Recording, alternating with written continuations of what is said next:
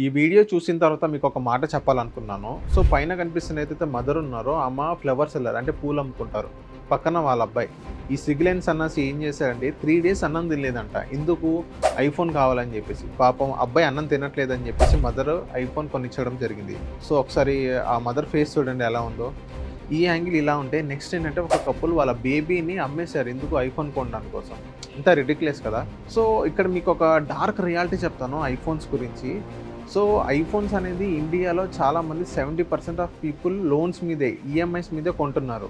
So iPhone అనేది మీకు ఒక అసెట్గా మారాలే కానీ దాని వాల్యూ తగ్గకూడదు. ఇప్పుడు కొన్న ఐఫోన్ నెక్స్ట్ ఒక 5 ఇయర్స్ తర్వాత తీసుకుంటే దాని వాల్యూ అనేది చాలా తగ్గుతుంది.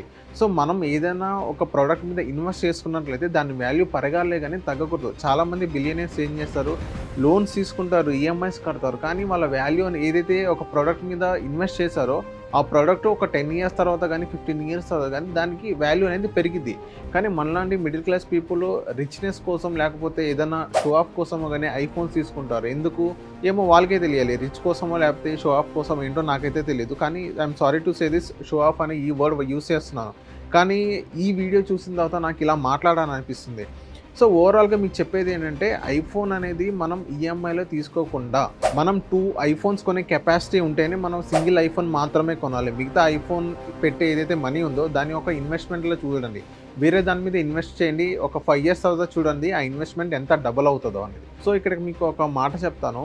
సో మీరు అన్ని అవర్స్ కానీ అన్ని డేస్ కానీ మీరు కష్టపడుతున్నట్లయితే కష్టపడే కెపాసిటీ ఉంటేనే మీరు ఏదైనా ఐఫోన్స్ మీద కానీ లగ్జరీ ఐటమ్స్ మీద కానీ ఇన్వెస్ట్ చేయండి. లేకపోతే మీరు ఇన్వెస్ట్ చేసినా కానీ మీకు ఎవ్రీ మంత్ ఈఎంఐ అనేది మీకు ప్రెషర్గానే ఉండేది కానీ ప్లీజర్గా ఉండదు.